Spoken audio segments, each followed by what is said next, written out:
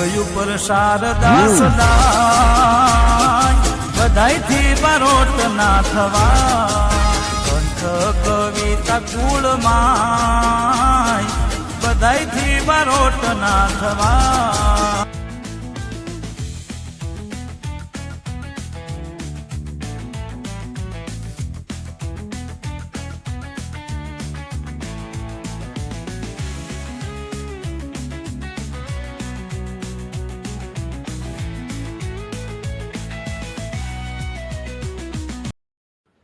Welcome to my new blog.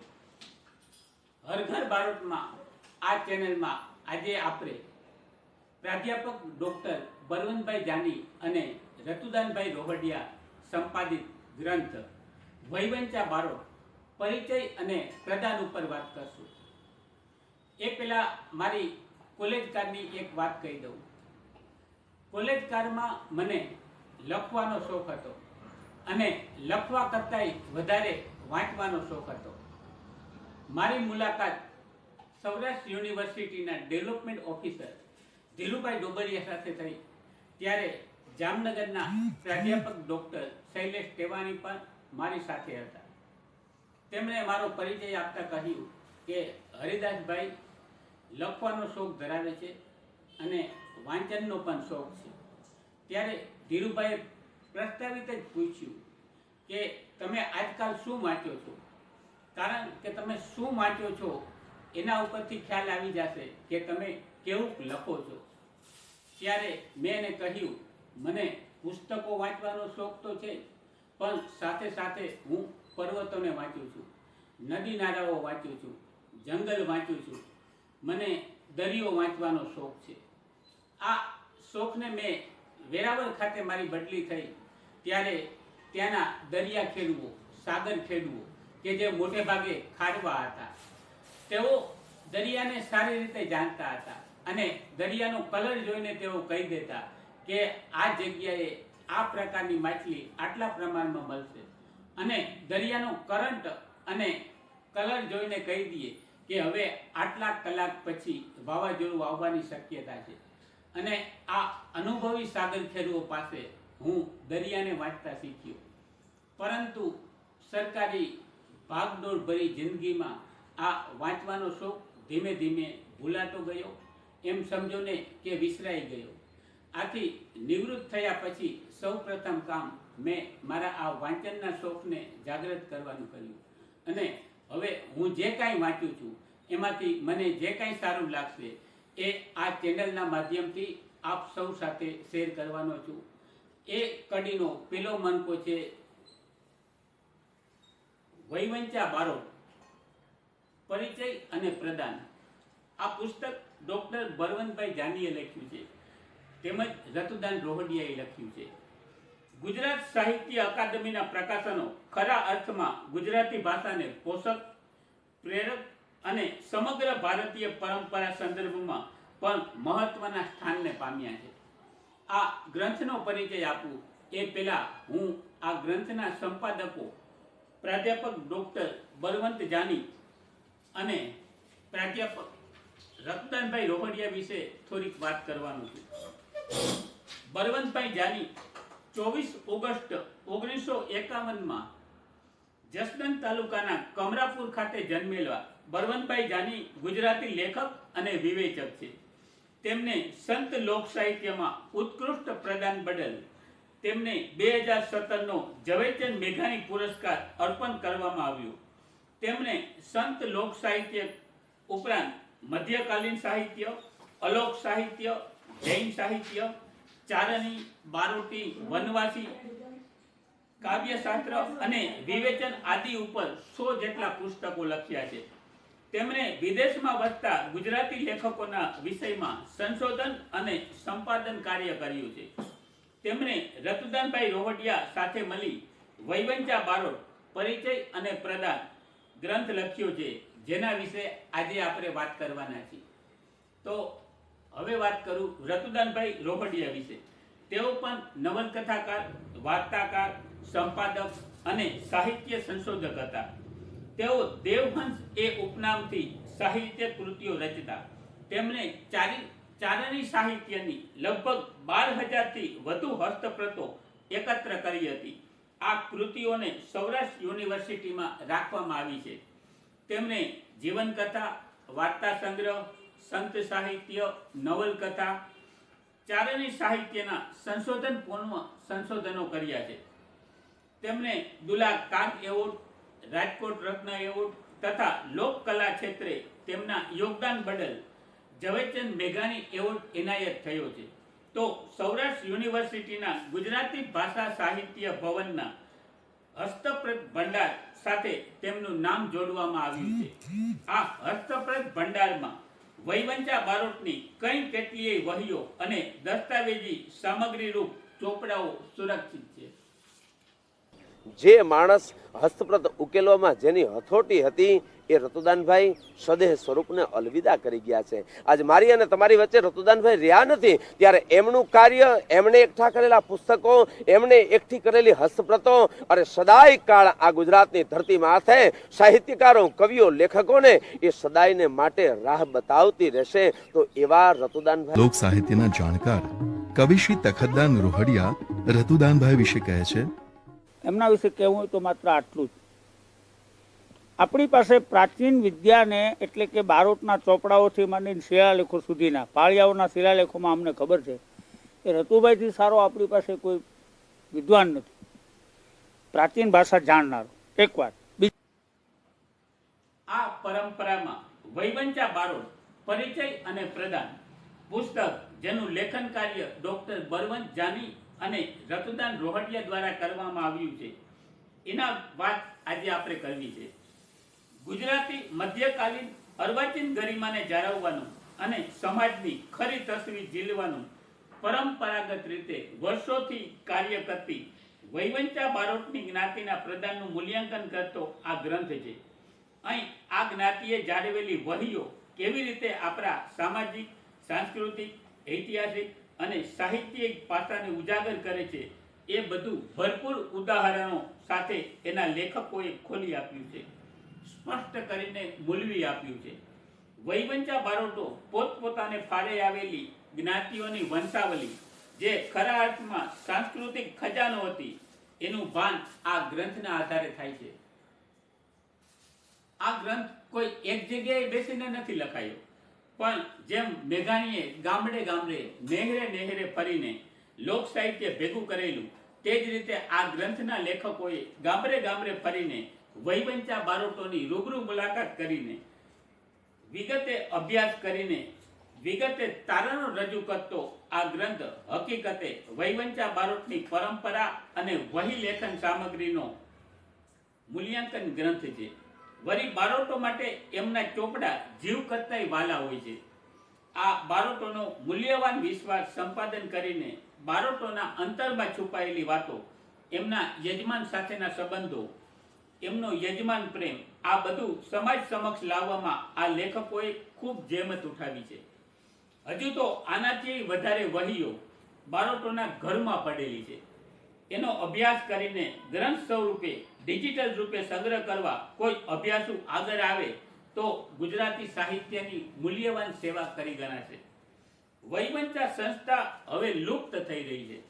વહી રજૂ કરવાની શૈલી, પદ્ધતિ, એનો સમાજ, વહી રજૂ કરતી વખતેના એના હાવભાવ, વિગતો ઝીલતા શ્રોતાઓના મુખ ઉપર ઉઠતા ભાવ, આ બધાનું વિડીયો રેકોર્ડિંગ થાય, એક મહત્વની ડોક્યુમેન્ટરી તૈયાર થાય એ જરૂરી છે. કોઈ સાહિત્ય સંસ્થાએ આ પ્રોજેક્ટ તરીકે બારોટ જ્ઞાતિના સાંસ્કૃતિક દ્રષ્ટિબિંદુથી અભ્યાસ ઉપાડવા જેવો છે. તો આ ક્ષેત્રે ઘણું બધું પ્રાપ્ત થાય એવી શક્યતા છે. આ માટે જો કોઈ આગળ આવશે તો આતિથ્ય સત્કાર અને આ કામ માટે જોઈએ એવો સહકાર બારોટ તરફથી મળી રહેશે એવી હું આપને ખાતરી આપું છું. આમાં અત્યારે વધારે ઊંડો નથી ઉતરતો, કારણ કે જેટલો વધારે ઊંડો ઉતરીશ એટલું જ બહાર નીકળવામાં વાર લાગશે. તેથી આ વાત ફરી કોઈક વાર કરશું. અત્યારે આ ગ્રંથ તરફ જ આગળ વધીએ.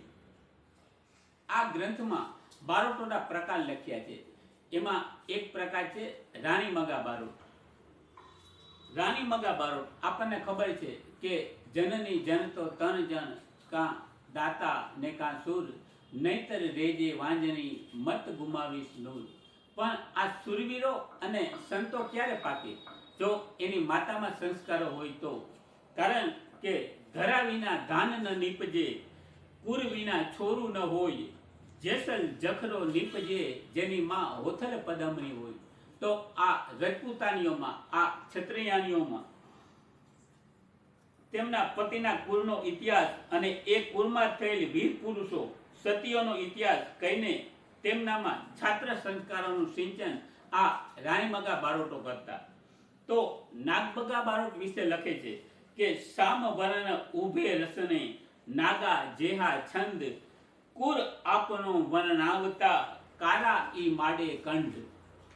કે જેઓ બે જીભ વાળા શ્યામ વર્ણના છે એવા નાગરાજાના પુત્રો એવા કારા નાગો પણ પોતાના કુળના યશ વર્ણન થતા પ્રસન્ન થઈને વૈવંચાને વંદન કરે છે.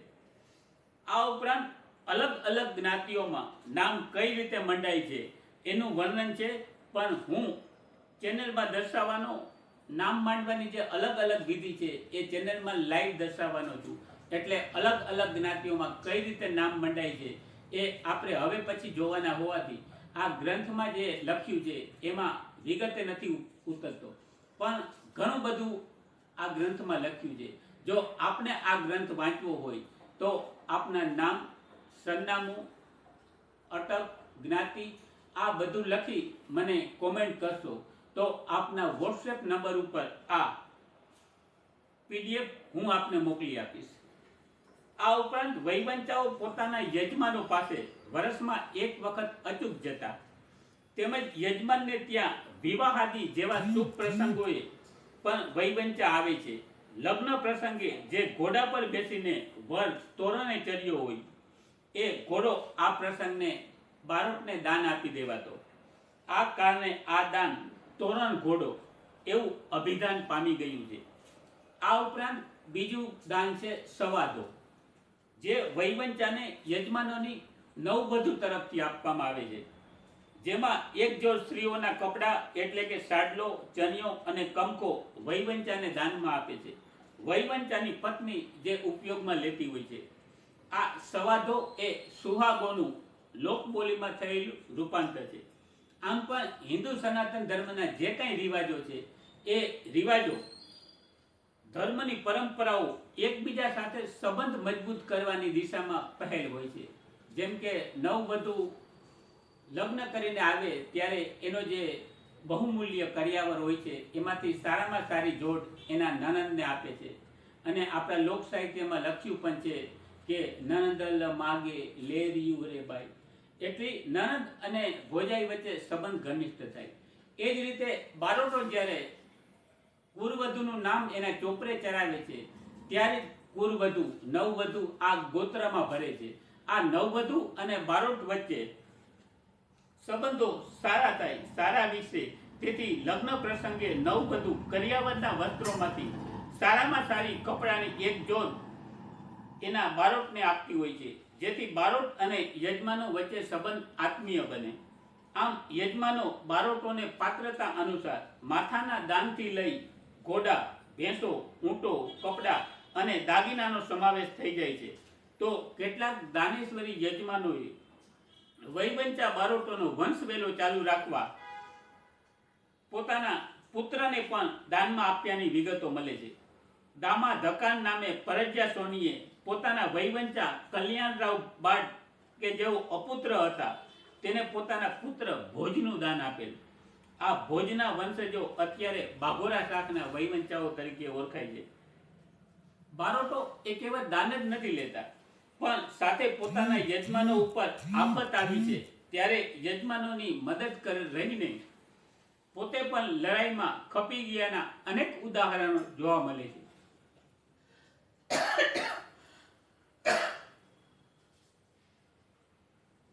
તો ક્યાંક બારોટની ચતુરાઈએ યજમાનોની મદદે આવીને યજમાનને સંકટમાંથી મુક્ત કર્યાના પણ અનેક દ્રષ્ટાંતો છે.